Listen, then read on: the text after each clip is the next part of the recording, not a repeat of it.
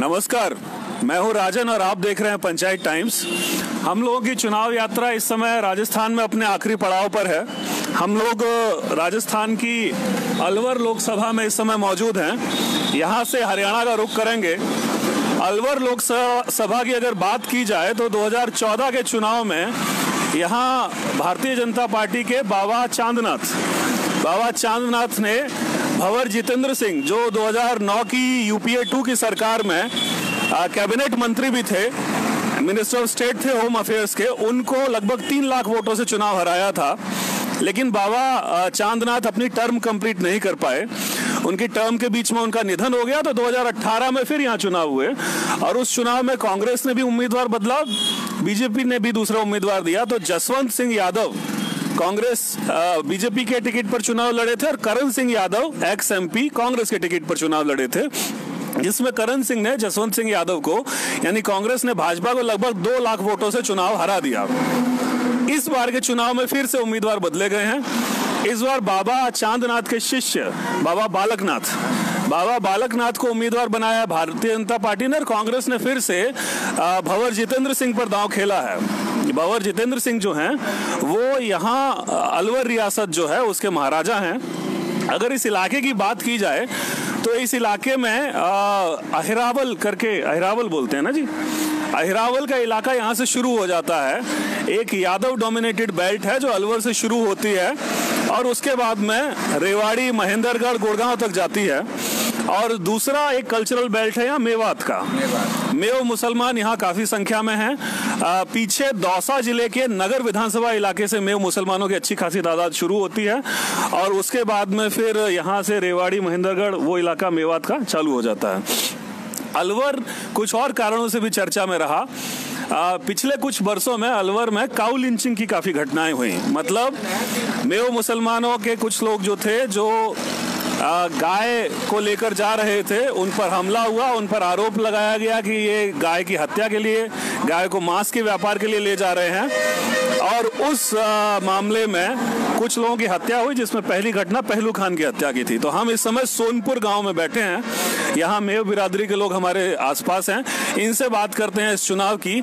चुनाव को राजा बनाम सन्यासी का चुनाव भी कहा जा रहा है, क्योंकि राव महेंद्र राजा हैं और जो बाबा बालकनाथ है वो सन्यासी हैं। तो राजा बनाम सन्यासी के मुकाबले में ये जो काऊ लिंचिंग की जो घटना है उनका कितना महत्व, इस पर बात करते हैं। चाचा, नाम बताएंगे? मेरा नाम जुम्मा है। अच्छा, तो आप मेव बिरादरी से आते हैं? हाँ जी, मेव बिरादरी। मेव बिरादरी का काम पशुपालन भी है? हाँ जी, पशुपालन है हमारा काम। पशुपालन है और जमींदारा करते हैं, जमींदारा भी करते हैं। माने खेती करते हैं? हाँ, खेती करते हैं। तो पशुपालन यहाँ पर मेव बिरादरी के लोग व्यावसायिक स्तर पे करते हैं, माने कई गाय भी रखते हैं? हाँ, गाय भी रखते हैं, भैंस भी रखते हैं। अच्छा, सारी चीज रखते हैं। तो ये जो नई चीज शुरू हुई पिछले 5 साल में एक जो नई चीज शुरू हुई, गाय के नाम पर हत्या हो गई, तो वो मामले में आपका क्या सोचना है? क्या मामला था? ये दूध पीने के लिए ले जा रहा था घर के लिए। अच्छा, तो उन्होंने उसके ब्लेम लगा दिया, ये कहा कि ये तो गौ कसी के लिए ले जा रहा है। अच्छा, इस वजह से वो मारा गया। और गौ कशी का मामला था नहीं? हाँ, था नहीं। तो ये आप अभी यहीं के रहने वाले हैं? हाँ जी। ये पहले तो इस तरह की कभी घटना सुनाई नहीं दी थी ना? पहले नहीं थी, तो अभी 2-4 साल से नया बनाया, पता ना क्या षड्यंत्र है। अच्छा, मतलब पहले इस तरह के आरोप भी नहीं लगते थे, इस तरह की घटनाएं भी नहीं? पहले नहीं थे, तो अभी 3-4 साल से। तो इस मामले में पुलिस की कार्रवाई जो भी रही हो, उसमें आपको क्या लगता है? मतलब कुछ संतोषजनक काम किया पुलिस ने या कोई न्याय मिलने की उम्मीद इस मामले में नहीं लग रही? मुझे तो मुश्किल ही उम्मीद है। मुश्किल लग रही है। भाई साहब, आप इधर आएंगे थोड़ा? बोलिए भाई साहब। अच्छा, तो ये इलाके में, लेकिन अगर चुनाव की बात की जाए तो चुनाव का रुख किधर जाता दिख रहा है? कांग्रेस का। इधर तो कांग्रेस का माने भंवर जितेंद्र का? भंवर जितेंद्र का। तो जाति के गणित के हिसाब से तो भंवर जितेंद्र यादव बहुल सीट है और उसमें वो राजपूत हैं, तो फिर चुनाव कैसे जीतने की उम्मीद? नहीं उसकी भलाई है, अच्छा मानस है। अच्छा, हमारे यहाँ का नजदीक पे है जी बाबर जी। और हाँ, क्या कह रहे थे? सब बिरादरी जाठियों ने वोट दिया, हरिजनों ने भी दिया, सब ने वोट दिया इसके लिए। अच्छा, तो मतलब दूसरी बिरादरी का भी वोट उनको मिलेगा। अच्छा, ये जो पशुपालन वाला जो पूरा मामला चल रहा था, तो आप लोग तो दूध का कारोबार भी करते हैं? दूध का कारोबार करते हैं। तो ये जब घटनाएं हुई उसके बाद में व्यापार पर कुछ असर पड़ा क्या? व्यापार के ऊपर असर पड़ा है ना, बहुत ज़्यादा असर पड़ा है।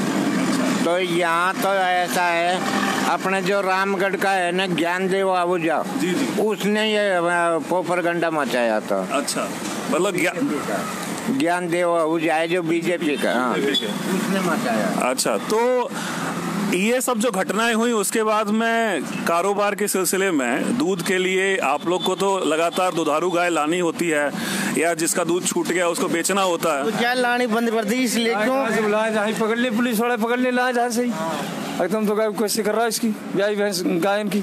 तो मतलब गाय लाना ले जाना बंद हो गया? बंद है या टाइम भी मुश्किल लाना बंद है, ईमानदारी से भी। और जब आप गाय धंधे के लिए यानी माने दूध के व्यापार के लिए गाय खरीदने जाते हैं या बेचने जाते हैं, तो कहीं कुछ ऐसा भी होता है कि लोग बाग ये कहते हैं कि कुछ पैसा दे दो तो निकलवा देंगे, नहीं तो फिर दिक्कत हो सकती है रास्ते में? मांगे साहब पुलिस का, खूब मांगे पैसा, गायन का पैसा खूब मांगे निकालने के लिए। पास में आगे पैसा खूब मांगते हैं पुलिस वाले। हाँ, पुलिस वाले कहते हैं कि बचा के निकाल देंगे अगर पैसा दोगे तो। खूब पैसा मांगे रामगढ़ में, और अगर नहीं होता है तो फिर वो कुछ उसके लगा देते हैं। ये वो गाय चल रही है, दूध की गाय ना है, टम्पू में दूसरी बलद देते हैं। तो उसके चलते जो दूध वाला आप लोगों का व्यापार है वो तो प्रभावित हुआ है ना? हाँ जी, हमको इतनी मुसीबत आ रही है साहब, अगर हमारी गाय के तकलीफ हो जाती है उसको हॉस्पिटल लेकर जाते हैं तब भी पुलिस पकड़ लेती है। मतलब बीमार गाय को अगर इलाज के लिए भी ले जाते हैं तो दिक्कत हो जाती है। हाँ तो कुल मिला के व्यापार का भी नुकसान है और ऐसे भी दिक्कत है। बहुत ज्यादा दिक्कत है साहब, हमको बहुत ज्यादा दिक्कत आ रही है। तो चुनाव के बाद अगर मान लीजिए सरकार बदलती है तो सुधार की कुछ उम्मीद है आपको? हाँ, उम्मीद है साहब, हमको सरकार की सुधार की उम्मीद है अगर सरकार बदली। हाँ, सरकार बदली तो ये था सोनपुरा ना, सोनपुरा गांव के मेव बिरादरी के लोगों का मत। चुनाव से जुड़ी हुई हलचलें हम आप तक पहुंचाते रहेंगे, लेकिन एक चीज और इसके साथ साथ पूछ लें, फेक न्यूज का नाम आपने सुना है क्या? फेक न्यूज माने फर्जी खबर जो होती है। नहीं, ऐसा कुछ नहीं। अच्छा, नहीं, जैसे व्हाट्सएप वगैरह चलाते हैं फोन पे, हाँ, तो व्हाट्सएप पर जो चीज आती है सब सच होती है क्या? नहीं, वो झूठ बोलते हैं यार, वो अलग चीज हो गई। तो वही पूछ रहे हैं, तो वो भरोसे के लायक नहीं होती कई चीज। जैसे आपका मान लीजिए ये गाय लेके जा रहे हैं और दूध के लिए लेके जा रहे हैं और किसी ने उसका वीडियो बना के डाल दिया कि ये तो काटने के लिए ले जा रहे हैं, तो इस तरह की अफवाहें खूब चलती है ना? चलते झूठा है और उससे नुकसान होता है। तो हम लोग असल में एक मुहिम चला रहे हैं फेक न्यूज के खिलाफ, लोगों को जागरूक कर रहे हैं कि भाई जो भी व्हाट्सएप पे आता है या जो भी फेसबुक पे ट्विटर पे दिखता है वो सब सच नहीं होता। आप उसको गूगल से चेक कर लें, है ना? चेक करना जरूरी है। हाँ, वो जरूरी, नहीं तो किसी की जान भी जा सकती है। हाँ, संतुष्टि जरूरी है। तो चुनाव से जुड़ी हुई हलचलें हम आप तक पहुंचाते रहेंगे। राजस्थान की यात्रा हम यहाँ खत्म कर रहे हैं, यहाँ से हम हरियाणा में घुस जाएंगे। हाँ जी, नहीं, नारा नहीं देना है। इसमें क्या है? नहीं, चुनाव के ऊपर नहीं। तो चुनाव से जुड़ी हुई हलचलें हम आप तक पहुंचाते रहेंगे। आप देखते रहिए पंचायत टाइम्स।